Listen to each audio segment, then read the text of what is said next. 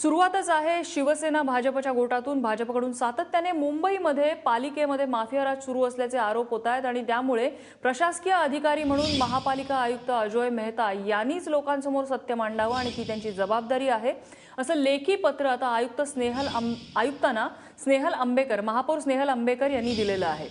आयुक्त अजोय मेहता यांनी पालिकेचा कारभार हातात घेतल्यानंतरच असे आरोप सुरू झाले असंही त्या म्हणाल्या आहेत। ऋत्विक भालेकर आमचे प्रतिनिधी आपल्याला अधिक माहिती देत आहेत।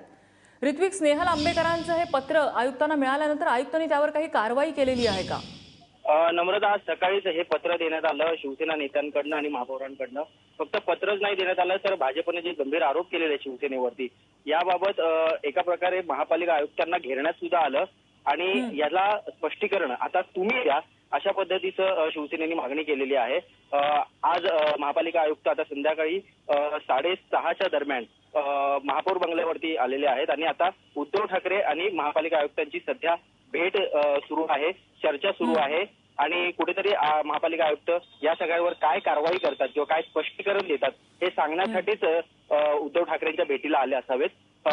शिवसेनेची ही खेळी पाहता आयुक्तांना टार्गेट करून शिवसेनेने कुठल्या तरी मुख्यमंत्र्यांना पेचात पकडण्याचा प्रयत्न केलेला आहे हे मात्र निश्चित।